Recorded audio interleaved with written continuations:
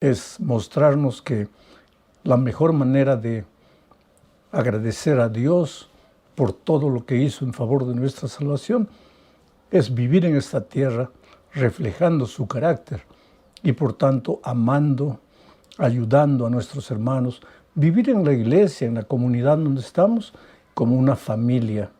No debe haber pleitos, no debe haber discusiones agresivas. No digo no debe haber discusiones, porque mientras cada ser humano sea un ser humano diferente, pues pueden haber opiniones diferentes.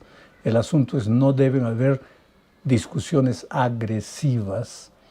Tú no tienes el derecho de ofender a nadie, de agredir a nadie, aunque creas que lo estás haciendo en el nombre de Dios. Mucho menos deberías usar el nombre de Dios para ser agresivo. Bueno, vamos al estudio de la lección en sí. El primer subtítulo de esta lección dice cuidar al cuerpo de Dios. Voy a leer el texto y lo voy a comentar. Hebreos capítulo 3, versículos 1 al 3 dice: que el amor fraternal permanezca en ustedes. Voy a parar aquí en la lectura del texto para comentar el verbo permanecer. Que el amor fraternal permanezca en ustedes. Lo que Pablo está diciendo aquí es que el amor no es un sentimiento, porque el sentimiento no permanece. El sentimiento es pasajero. El sentimiento es hoja que los vientos de las circunstancias llevan de aquí para allá. El amor no es sentimiento. Puede involucrar sentimiento, pero el amor es un principio y los principios son eternos. Por eso Pablo, en sus recomendaciones finales a los hebreos, dice que el amor fraterno, el amor entre hermanos, el amor permanezca. Ahora, ¿te acuerdas en qué otra parte de la Biblia se usa este verbo permanecer? Cuando en Juan 15 Jesús dice, yo soy la vid, ustedes los pámpanos. Así como el pámpano produce frutos si permanece en la vid, permanece en mí, en Cristo. Bueno, la única manera de que el amor permanezca en nosotros es si nosotros permanecemos en Jesús. Vuelvo a la lectura del texto ahora. Dice, que el amor fraternal permanezca en ustedes y no se olviden de practicar la hospitalidad, pues gracias a ella, algunos sin saberlo, hospedaron ángeles. Acuérdense de los presos, como si ustedes mismos estuvieran presos con ellos, y también de los que son maltratados, como si ustedes mismos fueran los que sufren. Hay pensamientos maravillosos en este texto. Dice que si el amor fraterno permanece en nosotros, pues la hospitalidad va a ser una característica del cristiano. La hospitalidad. En los tiempos de Pablo no habían hoteles, habían hospederías caseras, pero no habían los hoteles como existen hoy. Hoy día el mundo hotelero es un mundo de negocios fabuloso. En los tiempos de Pablo no eran así. Entonces la gente se hospedaba en cuartitos ahí al lado de las casas de las personas. Muchas familias alquilaban sus casas. Pero Pablo le dice a los cristianos de aquellos tiempos, ustedes deben ser hospitaleros. O sea, ustedes deben, hospitalarios, es la palabra correcta en castellano, hospitalarios. Deben hospedar a sus hermanos que vienen de otros lugares. Hospedar. El otro día alguien me dijo, pastor, yo no puedo hospedar a un extraño en mi casa. Si a medianoche me mata, se lleva todo lo que tengo. Por eso Jesús dijo que por haberse multiplicado la maldad, el amor de muchos se enfriará. Pero trayendo la historia para nuestros días, lo que Pablo está queriendo decir aquí es que si Cristo vive en nuestro corazón, si el amor de Cristo permanece en nosotros, entonces nosotros debemos tener el corazón abierto y la mano extendida dispuesto a ayudar al que necesita ser ayudado. Tal vez no necesitas recibir a nadie en un cuarto de tu casa, pero no hay gente que necesita de comida con quien podrías tú compartir un poco de las bendiciones que Dios te da. No hay gente necesitada en tu barrio, en la comunidad donde vives. No hay personas que necesitan una palabra de amor, que necesitan de una oración o de una visita. Pues Pablo, cuando habla aquí de la hospitalidad, no está hablando solamente de recibir a alguien en la casa, sino de extender la mano. Yo diría más de recibir a alguien en tu corazón, de abrigarlo en tu corazón, de ayudar a las personas que necesitan más de ti. Y entre ellas, Pablo coloca a los presos. Acuérdense de los presos. Naturalmente, en aquel tiempo y en el contexto en que Pablo escribe, estaba hablando de los presos por causa de la fe, los presos por causa del Evangelio. Pero tampoco deja de hablar y de mencionar aquí cualquier tipo de preso. Gente que necesita de una palabra de ánimo. Yo conozco mucha gente que ha estado presa, ha conocido a Jesús en la prisión y hoy día son cristianos valorosos, predicadores del Evangelio extraordinarios, porque en el momento extremo de la vida, allá en la prisión, sin esperanza ninguna, se encontraron con Jesucristo. ¿Por qué? Porque un hermano de la iglesia fue a visitar a los presos que no conocía, habló del Evangelio de Jesús, habló de la esperanza, esas personas aceptaron a Jesús y hoy son instrumentos maravillosos para Dios. Y dice más Pablo en esta parte, dice, acuérdense los maltratados, como si ustedes mismos fueran maltratados. En otras palabras, Pablo nos está dando aquí un consejo para aprender a vivir en comunidad. Colócate en los zapatos del otro. No juzgues a las personas. Pero ese es muy chismoso. Pero pregúntate por qué es chismoso. Porque ese es muy orgulloso. Pero ¿por qué es orgulloso? Nadie nace orgulloso. Nadie nace hipócrita. Nadie nace borracho. Nadie nace mentiroso. La vida y las circunstancias los hacen. Entonces, antes de criticar, antes de juzgar, colócate en el lugar de esas personas. Ahora, yo nací en un hogar relativamente pobre, no teníamos abundancia, pero tampoco pasábamos hambre ni necesidad. Y sin embargo, tuve dos padres que me dieron amor, me dieron cariño, me dieron educación. Entonces, yo no puedo juzgar a alguien que fue abandonado, rechazado por sus padres, que creció en la calle.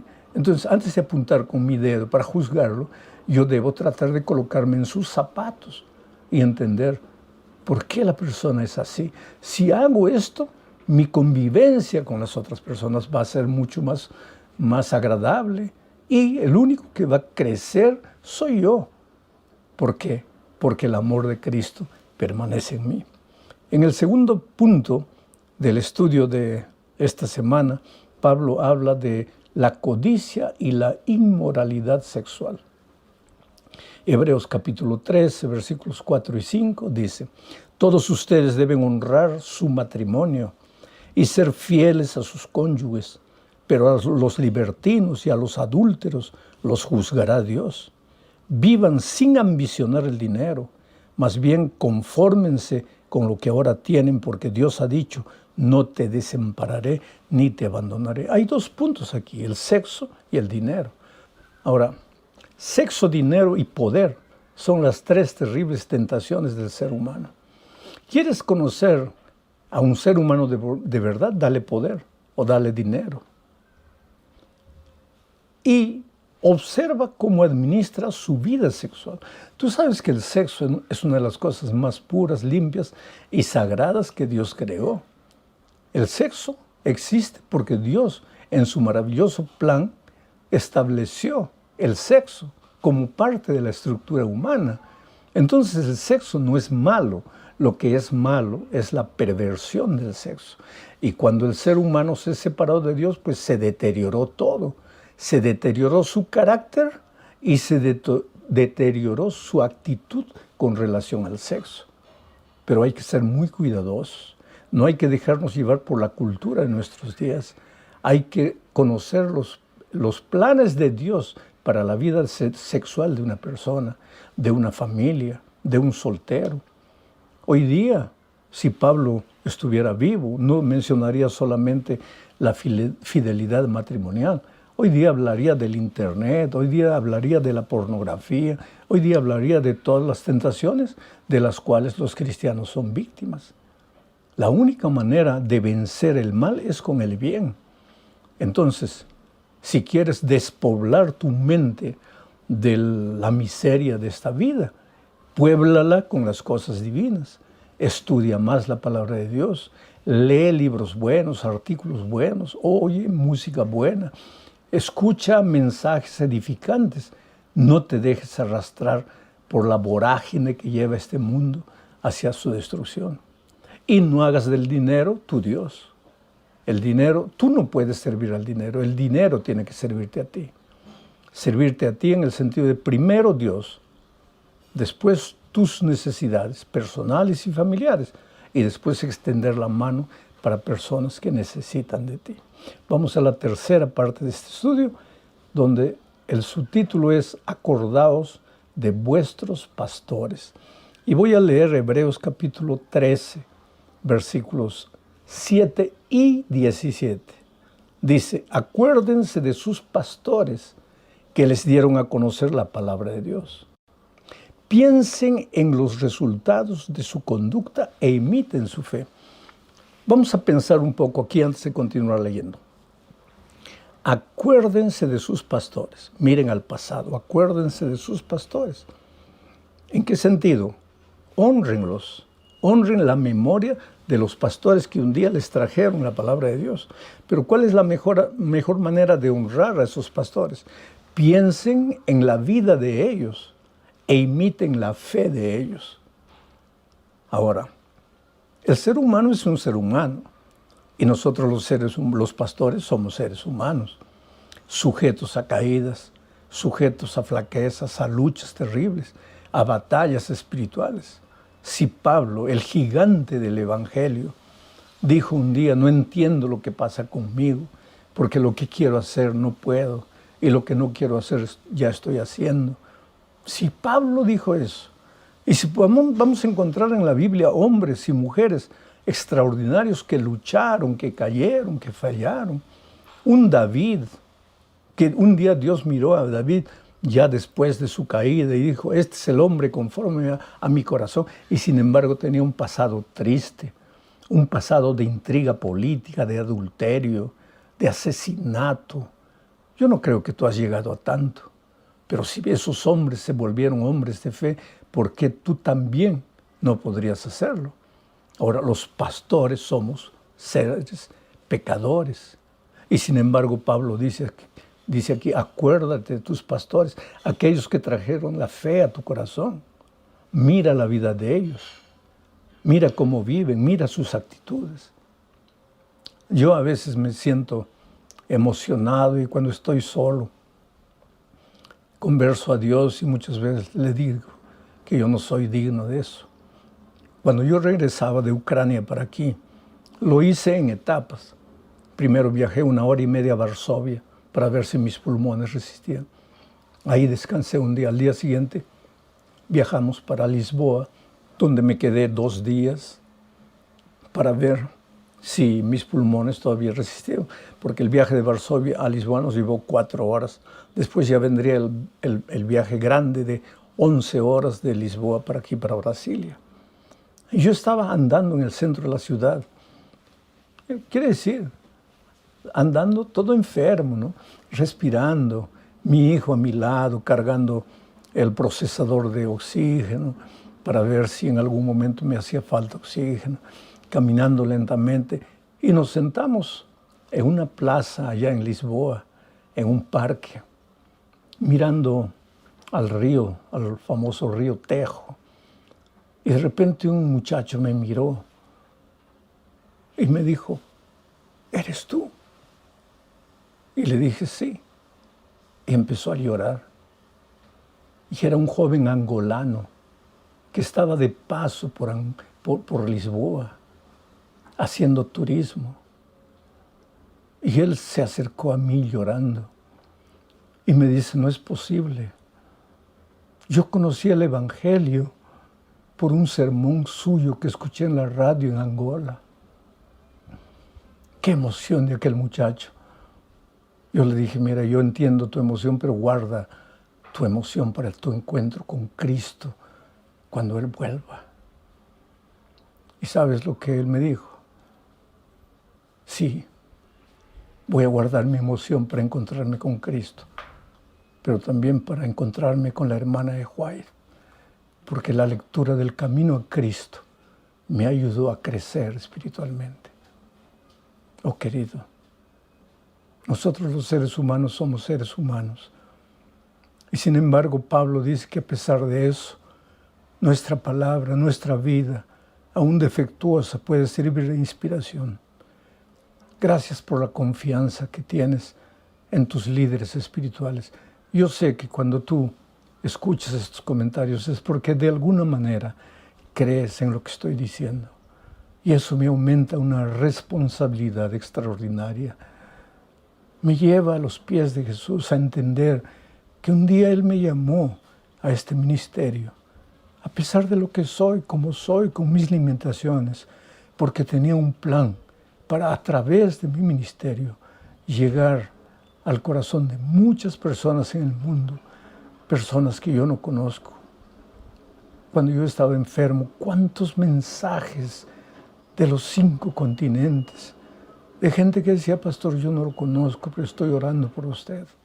Bueno, Pablo se refiere a todo eso. Voy a leer de nuevo. Acuérdense de sus pastores que les dieron a conocer la palabra de Dios. Piensen en los resultados de su conducta e imiten su fe. Obedezcan a sus pastores y respétenlos. Ellos cuidan de ustedes porque saben que tienen que rendir cuentas a Dios. Así ellos cuidarán de ustedes con alegría y sin quejarse. De lo contrario, no será provechoso para ustedes.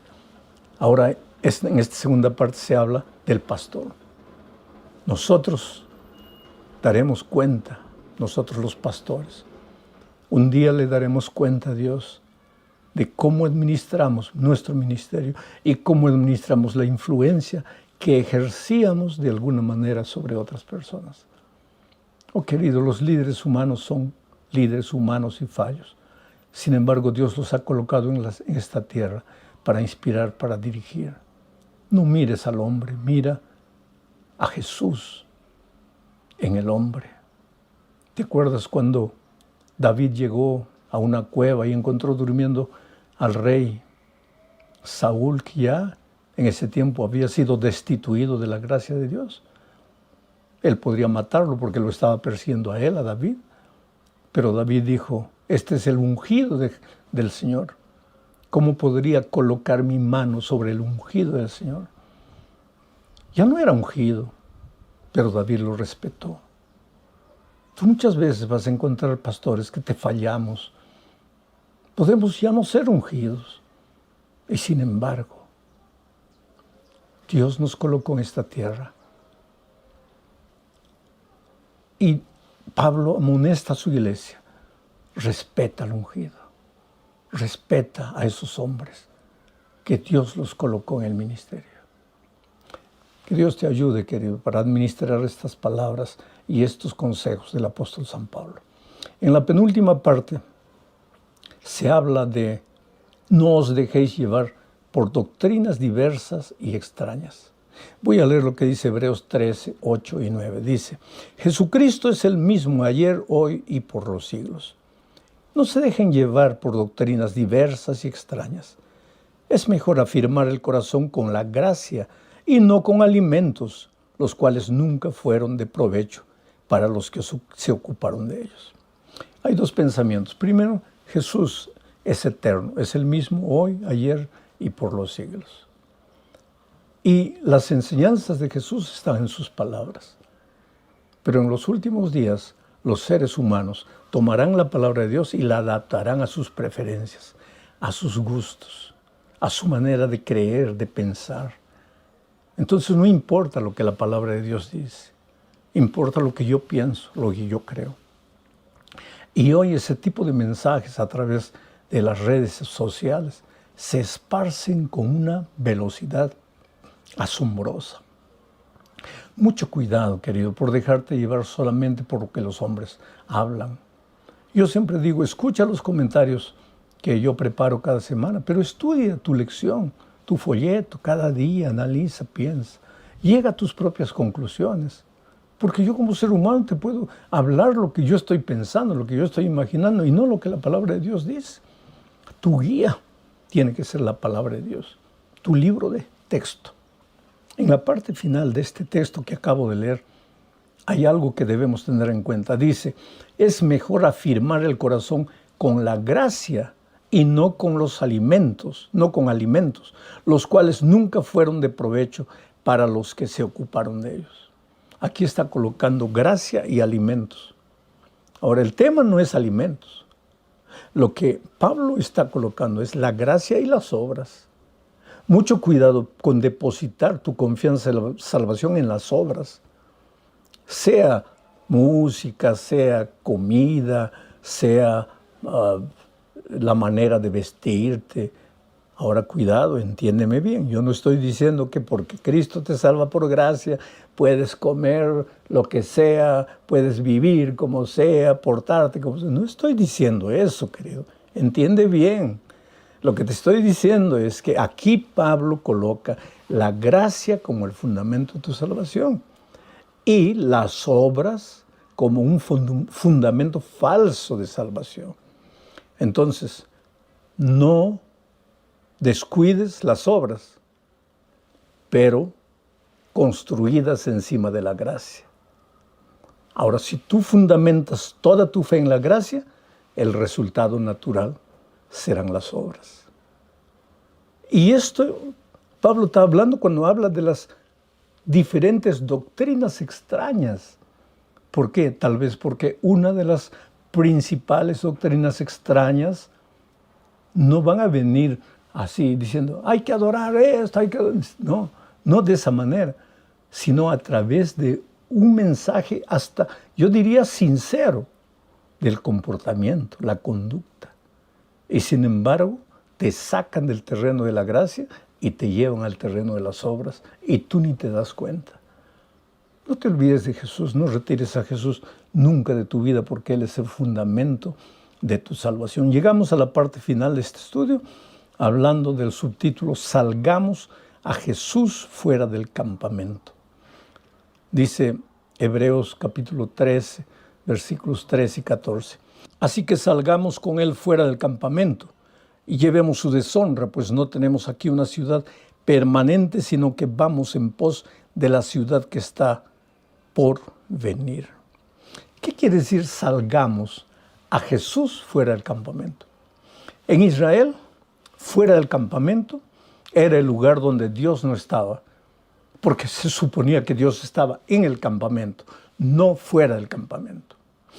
Fuera del campamento era el lugar a donde se llevaba la basura del campamento. Ahí estaban los leprosos, que eran considerados inmundos. Allí también se condenaba, se juzgaba y se mataba a los delincuentes. Todo eso fuera del campamento. Ahí no podría estar Dios. En medio de la basura, no. Pero Cristo vino. Y Cristo murió en la cruz del Calvario. Y el Calvario no estaba dentro de Jerusalén, estaba fuera de Jerusalén, fuera del campamento. Jesús fue crucificado en el Calvario, fuera del campamento.